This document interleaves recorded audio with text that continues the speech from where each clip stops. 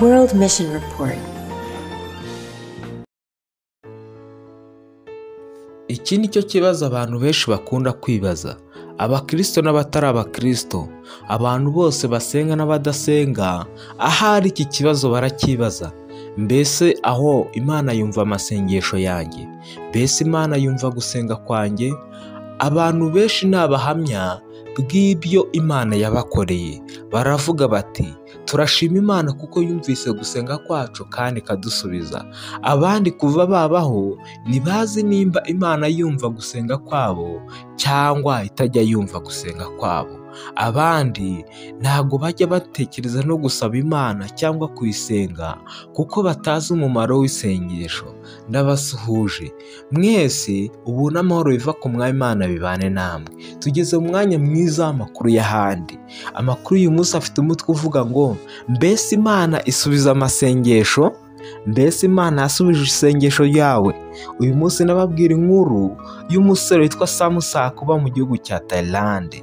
Tukaba twarateguriwe na Andrew Mark Sesiena, umuyobozi w'amakuru y'ahandi ku isi. Mukaba mukurikirana amakuru y'ahandi mu Kinyarwanda mu ijwi rya Noah Emmanuel. Uyu munsi wa none ndababwira akantu gato ku gihugu cya Thailand. Igihugu cya Thailand nicyo gihugu cya mbere ku isi gitanga umusaruro mu bijyanye n'indabo. Byibura buri mwaka iki gihugu cyohereza toni zirenga 50,000 mu mahanga z'indabyo, kandi ziganjemo amoko 1,300. Urumva ko iki gihugu cya Thailand ku kintu cy'indabo ni abantu bari professional ku kintu cy'indabo. Reka rero dutangire n'inkuru yacu.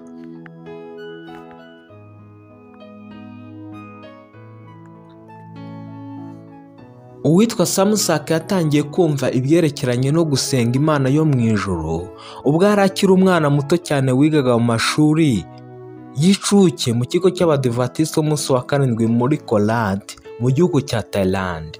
Kimwe n'abandi bana benshi bo mu gihugu cya Thailand, Samusak yavukaga mu muryango utari uwa Gikristo kandi nta kintu na kimwe yari azi cyerekeranye n'Imana yo mu ijuru. Buri gitondo mbere y'uko amasomo atangira, ibendera ry'igihugu cya Thailand ryarazamurwaga rikagera hejuru ku giti cy'ibendera cyari kiri mu kibuga cy'ishuri. Abana biga mu mashuri y'incuke ndetse n'ayabanza bateraniraga hamwe, maze bamara guterana abarimu bakabafasha kuririmba indirimbo yubahiriza igihugu cyabo cya Thailand ndetse no gusenga. Ubwo bamaraga gusenga basabaga Imana umugisha w'uwo munsi. Ubwo Samusak yari amaze kuba mukuru, yize gusenga ku giti cye. Umwarimu yamwigishije mu mwaka wa 2 yamwigishije gusenga. Buri gihe mbere yo gutangira amasomo y'umunsi, mwarimu atangiraga isengesho maze akararikira Samusak ndetse n'abandi bana gukomeza iryo sengesho. Mwarimu ashoboraga gutangira n'isengesho avuga ati, Mana idukunda, maze undi mwana nakavuga ati, Mana tweze, undi akongera ati, Mana uturinde. Undi mwana wa 4 cyangwa wa 3 akavuga ati, Mana dufashe kuba abantu beza. Mwarimu yasozaga isengesho akavuga ati, mu izina rya Yesu Kristo, uko namwe mujye mubyigisha abana banyu ndetse n'abanyeshuri gusenga. Ubwo Samusak yari amaze kuba rero mukuru ndetse amaze no kumenya gusenga, yatangiye kujya asenga ku giti cye. Ubwo yari ageze mu mwaka wa 2, ariko ntabwo yasengaga buri munsi, nta nubwo yasengaga buri kwezi. Yasengaga rimwe na rimwe igihe yumvaga ameze neza cyangwa aguwe neza. Ntabwo yibukaga gusenga igihe yumvaga yuko atameze neza, nibwo yibukaga gusenga maze akabwira Imana ati, ndakwinginze mbashisha kuba umuntu mwiza kandi mbashisha kugubwa neza mu izina rya Yesu. Samusak yakomeje kujya asenga rimwe na rimwe ubwo yari ageze mu mwaka wa 3 ndetse n'igihe yari ageze mu mwaka wa 4, uwa 5, uwa 6, uwa 7, uwa 8 ndetse n'uwa 9. Samusak afite ubu imyaka 16 y'ubukuru kandi yiga mu mwaka wa 4 w'amashuri yisumbuye.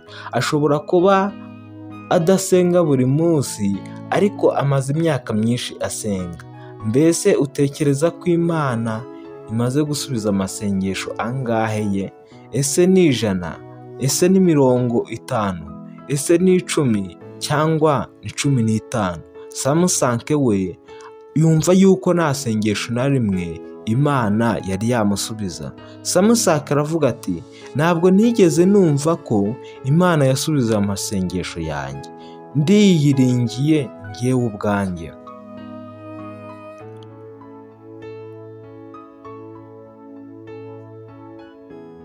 Samusanke ashobora kuba atarasengaga buri munsi, ashobora kuba yarasengaga rimwe na rimwe. Nuvuga yuko Imana yasubije byibuza isengesho rimwe, uraba uvuze ukuri, kuko muri Bibiliya Imana ivuga yuko isubiza abantu na mbere yuko basenga. Imana iravuga iti, maze ubwo bazaba bataranabaza nzabatabara, kandi bakivuga nzabumva, nk'uko tubibona muri Yesaya 65:24. None se ni kuki Samusanke atekereza ko Imana idasubiza amasengesho ye? Mbese birashoboka ko Imana yaba yarasubije ariko Samusanke ntabimenye? Mbese birashoboka ko natwe twaba twarasenze ariko ntitumenye yuko Imana yadusubije? Mbese birashoboka ko twasabye ibintu byinshi Imana ariko uyu munsi wa none tukaba tutazi yuko Imana yabiduhaye? Abarimu bigisha ku iki kigo cya Samusanke barasenga ngo Samusanke amenye Imana yo mu ijuru, yumva kandi igasubiza amasengesho. Bishobora kutorohera umwana muto w'umuhungu cyangwa w'umukobwa kwizera Imana yo mu ijuru mu gihe nta wundi muntu wo mu muryango w'iwabo waba wizera Imana.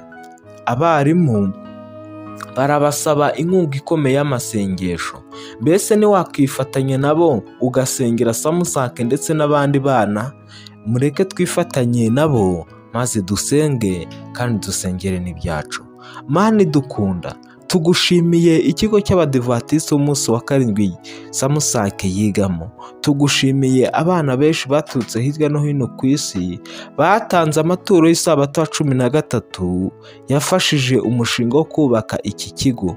Ubu turagusaba ngo ufashe Samusanke ndetse n'abandi bana biga muri iki kigo kugira ngo bamenye yuko ubakunda kandi bamenye yuko wumva kandi ugasubiza amasengesho yabo. Bafashe kandi natwe udufashe kugira ngo tubone ibisubizo by'amasengesho yacu mu gihe tugusaba. Turakwinginze ngo utwongere kwizera kandi igihe tusenga tujye twumva twegeranye nawe. Turagusabye ngo uzahire amaturo y'isabato 13 y'iki gihembwe azafashe abandi bana bo muri aza kukumenya. Mu izina rya Yesu Kristo, amen. Murakoze cyane kudukurikirana. Murumva yuko ikibazo uyu mwana yibazaga natwe uyu munsi wa none bamwe muri twe tujya tukibaza. Ndabararikira ngo mumenye yuko Imana isubiza gusenga kwacu.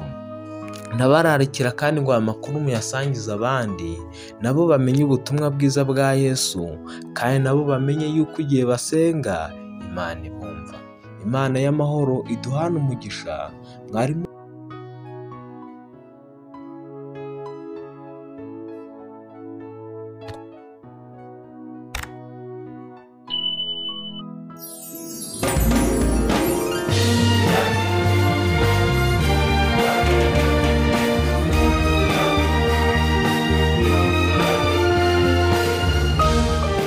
World Mission Report.